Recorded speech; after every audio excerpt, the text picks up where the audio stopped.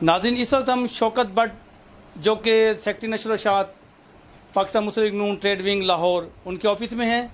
आइए उनसे बात करते हैं। बिस्मिल्लाहिर्रहमानिर्रहीम।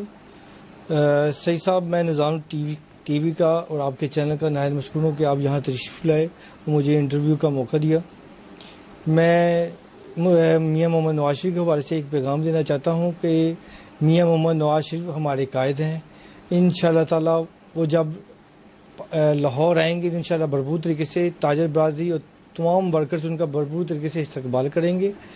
जैसा कि आपको मालूम है कि आज से 5 साल पहले जो इस मुल्क की हालत थी, मियाँ मोहम्मद नवाज शरीफ ने जब इक़्तिदार संभाला तो उन्होंने बेशुमार तरक्याती मनसूबों के, पावर प्लांट के, जो जितने भी सोलर एनर्जी के तरक्याती काम जितने भी स्टार्ट किए, इंशाल्लाह वो पाए तकमील पर पहुंच चुके हैं।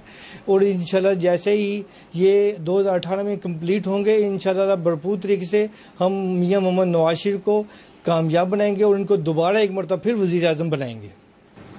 बट सर, 120 में इलेक्शन हो रहे हैं, उसको आप किस नज़र से देख रहे हैं? हल्का एनए 120 में जी, एनए 120 जो हल्का है, जो इंशाल्लाह ताला बहुत बड़ा हल्का है और मुस्लिम लीग नून के घर का हल्का है।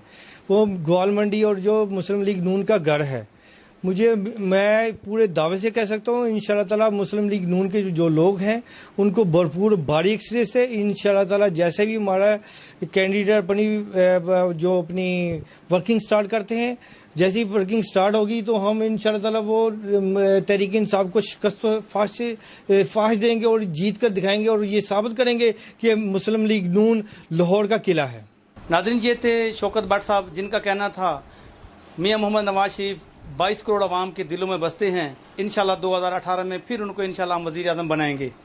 कैमरामैन मोहम्मद यूसुफ के हमरा हाजी सईद, निज़ाम टीवी लाहौर।